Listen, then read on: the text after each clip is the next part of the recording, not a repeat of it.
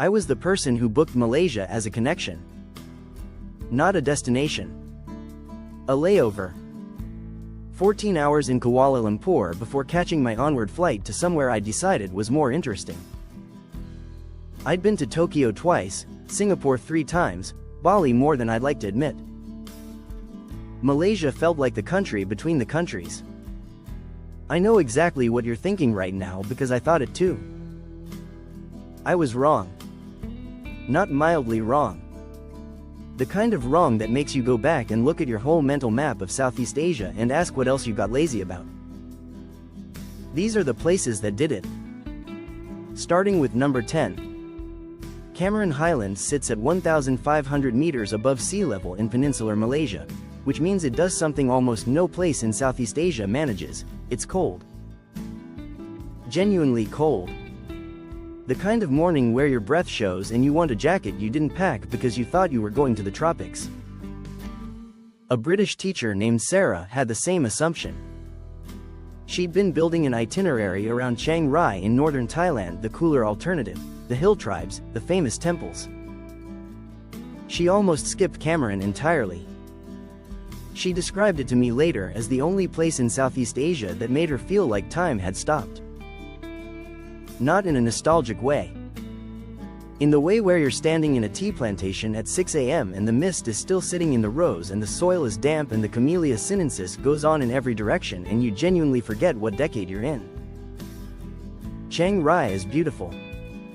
But at peak season, it performs its beauty. Cameron Highlands doesn't know it's being watched.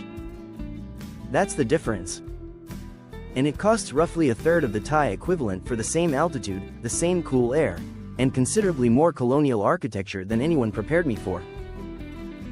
Number 9 is where I started to feel genuinely embarrassed. I want you to consider the boldness of this claim before I make it. Penang has better street food than anywhere else on Earth. Not Southeast Asia. Earth. A food journalist named James spent 6 months in Vietnam and 2 months in Thailand before arriving in Georgetown, Penang. He'd logged his meals the way serious people do: region, dish, price, quality rating. He told me that 2 days in Penang made him go back through his notes and ask whether he'd actually understood Asian food at all or just been eating impressive food and calling it great. The layering in Penang is unlike anything else. You have Malay cooking and Hokkien Chinese cooking and Tamil Indian cooking and Peranakan cuisine, which is its own thing, a centuries-old synthesis of Chinese and Malay culinary traditions that you cannot find in this form anywhere else on Earth. It all exists within walking distance. At 11 p.m., standing at a hawker stall watching char kway teow crackle in a carbon steel wok over a charcoal flame, the smoke catching the yellow light of a 100-year-old shophouse, this is not a food experience that Bangkok prepares you for. UNESCO agreed. Georgetown earned World Heritage status in 2008. One of only 2 such designations in the entire country. I thought Penang was the peak. Number 8 humbled me about that assumption. Most tourists go to Langkawi and see a beach. Which is fine. The beaches are excellent. But you're standing in a UNESCO Global Geopark, the oldest geological formation of its kind in Southeast Asia, with rock structures dated at 550 million years. There's a woman named Priya who came to Langkawi as a postgraduate geologist, told herself it was a holiday, and ended up restructuring her entire thesis around the Machine Kong Formation because, as she said, the textbook and the actual rock face are 2 completely different conversations. Bali has achieved something remarkable in terms of brand. But the brand is the product now. Phuket is accessible and beautiful and also mostly selling you its accessibility. Langkawi is duty-free, relatively quiet, has its own airport, genuine wildlife corridors, a sky bridge 700 meters above sea level where the Andaman Sea spreads out below you into a horizon the clouds can't quite reach, and it doesn't feel like it's performing for you. That matters more than it sounds. Number 7 is the place I genuinely struggled to describe to anyone when I got back. Taman Negara. The oldest rainforest on Earth. 130 million years old. Older than the Amazon. Older than the Congo Basin. This forest was here when the dinosaurs existed, and it was here when they didn't. A wildlife researcher named Daniel, who had spent years working with the BBC filming in Borneo in Central Africa, told me that Taman Negara still found ways to make him feel like an amateur in the field. Not because of the megafauna. Because of the density of life at every scale, the insects, the fungi, the sound architecture of the canopy at 2 a.m., when you're lying in a river chalet listening to something move through undergrowth that predates every human language ever spoken. Costa Rica built an entire national economy around this kind of ecotourism. It's expensive, logistically demanding, and requires building an itinerary around the experience. Taman Negara has a canopy walkway, boat access up the Tembeling River, guides who have spent their lives inside this forest, and it's reachable from Kuala Lumpur in a few hours for a cost that makes the Costa Rican equivalent look like a luxury flight comparison. Number 6 is the one I tell people first when they ask me about Malaysia. Not because it's the most spectacular. Because it's the one I most want them to find before it changes. Ipoh. Nobody outside Malaysia puts Ipoh in their itinerary. That is, at this specific moment in time, its primary asset. An architect named Amara who lived in Singapore started making weekend trips to sketch colonial buildings. She told me it was what Georgetown was 20 years ago, before the algorithm found it, before the boutique hotels arrived, before the Instagrammability of the thing became the thing itself. She ended up buying a shophouse in Ipoh. Not as investment property. As somewhere she wanted to be. Ipoh has the same colonial bone structure as Penang, the long rows of covered shophouses, the Peranakan tiles, the scale of streets designed before cars. It has white coffee and old Capitium cafes, marble tabletops, ceiling fans turning at approximately the right speed. It has street art that doesn't announce itself. It has the soul of a heritage city without the transaction. If you're watching this and asking why you haven't heard about these places, that's the entire point of what we're doing here. Hidden Realms exists to find the countries that serious travel content keeps walking past.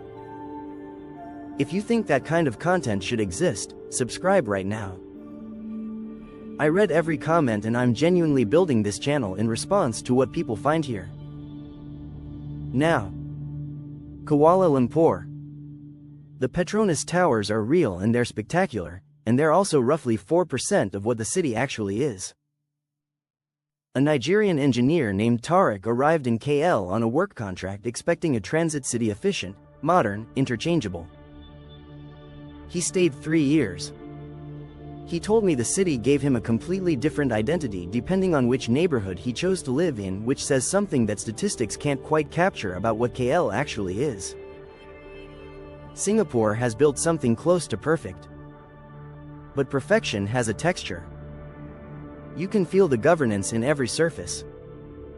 Tokyo is one of the great cities on Earth, and it is also linguistically closed in a way that makes certain kinds of living genuinely hard. Kuala Lumpur has the infrastructure metrics of Singapore.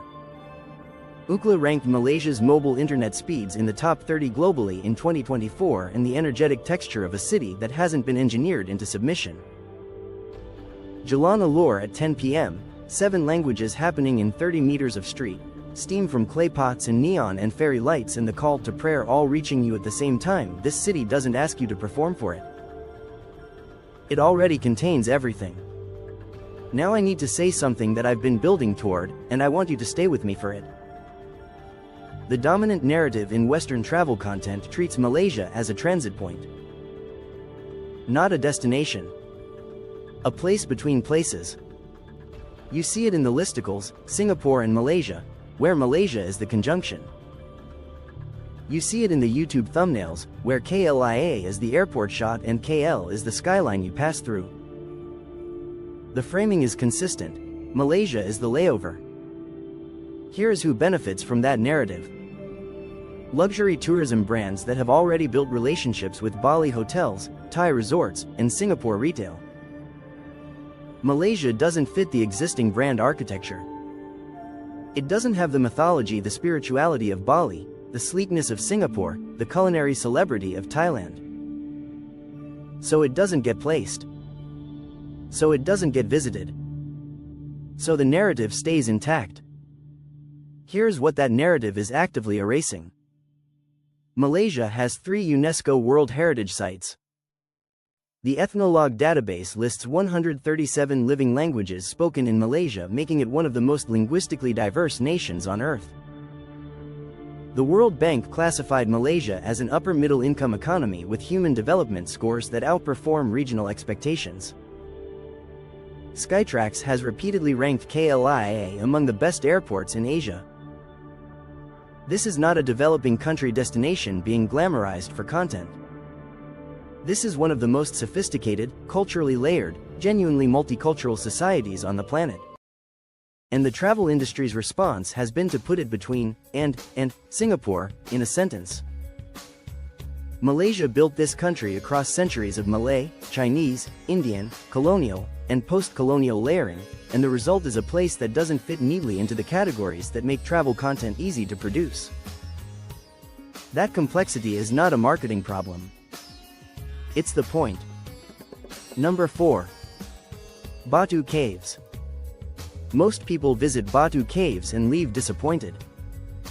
That is a timing problem. A guide named Amir has spent 15 years watching tourists arrive at noon, climb the 272 steps, spend 20 minutes, and leave.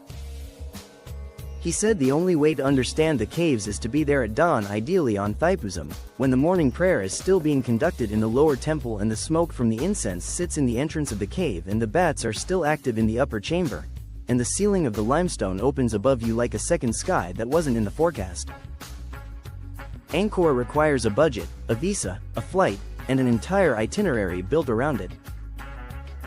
Batu Caves is 13 kilometers from Kuala Lumpur's city center, served by commuter rail, and contains one of the largest Hindu temple complexes outside India inside a limestone hill that predates almost everything else on this list. Go at dawn. Go in the off-season. Go when the tour buses haven't arrived. The 272 steps are the same steps. The cave is a different place. Number 3 stopped me from speaking for about 40 seconds. The Perhentian Islands.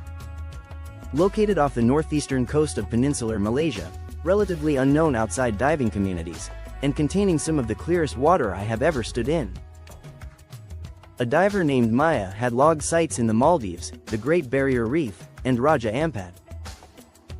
She told me Perhentian Kessel had visibility and coral health that the more famous sites couldn't match, and she said it at about 1/10 of the cost of the alternatives. The Maldives is aspirational and increasingly financially inaccessible. The reef systems around Bali and southern Thailand have degraded significantly over the past 15 years. The Perhentians remained relatively protected partly because they haven't been on the primary tourist circuit. The water is clear enough to see your shadow on the sand from the surface. The coral beneath is arranged like someone designed a triggerfish, moving through it like slow commuters who have nowhere urgent to be. That window is not infinite. Go now. Number 2 is the place that made me understand why empires happened. Malacca. In the 15th century, Malacca was the most important port in the world. It sat at the intersection of the monsoon wind systems that governed all trade between the Indian Ocean and the South China Sea. The Portuguese arrived in 1511 and took it. The Dutch took it from them. The British took it from the Dutch. Every empire that mattered during those centuries decided that Malacca was too strategically important to leave to someone else. A history teacher named Lena told me that standing in Malacca was the first time she understood the physical reality of empire, not from a textbook, but from standing inside its evidence. The Dutch stabbed thighs. The Portuguese fort. The Baba Nyanya cultural synthesis that produced an entirely new culinary tradition when Chinese traders settled and married into local Malay families over 4 centuries. And UNESCO agreed, listing Malacca as a World Heritage Site in 2008. Standing on Jonker Street at dusk, the Dutch red colonial buildings catching orange light, a trishaw with marigolds pedaling past a Portuguese church, The smell of Assam laksa coming from somewhere you haven't located yet. This is a city where you can smell the centuries if you know how to be still enough. And then there is number 1. I almost skipped it. I want to be honest about that. It felt like a detour, a long flight, a separate itinerary, an entirely different part of the country. I almost didn't go. I was wrong in a way that I'm still reckoning with. Malaysian Borneo. Specifically Sabah and Sarawak. A conservation biologist named Dr. Chen told me that Malaysian Borneo contains more species per square kilometer than anywhere else on Earth that is meaningfully accessible to travelers. She said that plainly, without drama, the way people say things they've known for a long time and are tired of the world not knowing. Sabah alone has more than 5,000 plant species, 620 bird species, and the highest density of wild orangutans remaining anywhere on the planet. The Amazon has global brand recognition and significant logistical barriers. Patagonia is remote, expensive, and designed around a specific kind of adventure traveler. Malaysian Borneo is served by budget airlines from Kuala Lumpur, has world-class wildlife lodges at mid-range price points, and contains the Danam Valley, the Kinabatangan River, and Mount Kinabalu, one of Southeast Asia's highest peaks within a single state. I was on a slow boat down the Kinabatangan River at sunrise. A proboscis monkey, the ones with the extraordinary faces, the faces that look like the universe was improvising, was watching from a branch above the waterline. In the distance, a pair of pygmy elephants moving along the bank. The bird sounds I didn't have names for. The river older and slower and more patient than anything watching it. I started this video as someone who treated Malaysia as a connection between destinations.